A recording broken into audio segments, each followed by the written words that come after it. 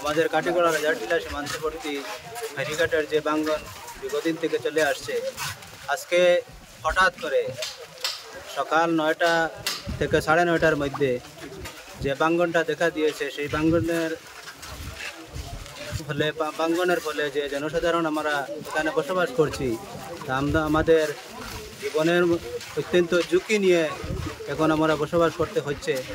তাই আমি প্রশাসনের এই ঘটনাটা আজকে হয়েছে, আজকে সকালে 9টা থেকে 9:30টার ভিতরে আমি সকালে এদিক দিয়ে যাচ্ছি, তাই ভালো ছিল। হঠাৎ করে 10-15 মিনিটের ভিতরে যে বাঙ্গনটা দেখা দিয়েছে, সেই বাঙ্গনের মধ্যে আমাদের এখানে এলাকায় বহু জনসাধারণ বহুত ঘর বাড়ি আছে, সেই ঘর বাড়ি অতি সত্বর ভেঙে যাবে বলে আমরা আশঙ্কা করছি।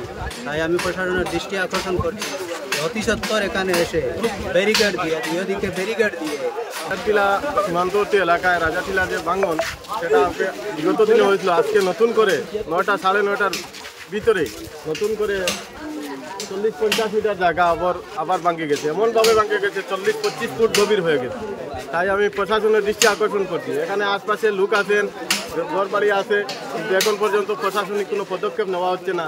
তাই আমি আজকে নিউজ চ্যানেলের মাধ্যমে এটাই জানাচ্ছি যে আমাদের আতঙ্কিতের মধ্যে আপনাদের রক্ষা করুন। আমাদের বর্তমান অবস্থায় এখানে প্রচুর লোক আছে, কিন্তু প্রশাসনের পক্ষ থেকে কোনো ব্যারিকেড নাই, কিছু নাই। তাই আরও কোনো আতঙ্ক ঘটতে পারে, আরও দুর্ঘটনা ঘটতে পারে। তাই অতি সত্বর আপনারা এই বাঙ্গনস্থলে এসেন এবং এই এলাকা সুরক্ষিত করার জন্য কীরকম পদক্ষেপ নেওয়া হয় তাই আমি আজকে প্রশাসনের ক্ষেত্রে জানাচ্ছি।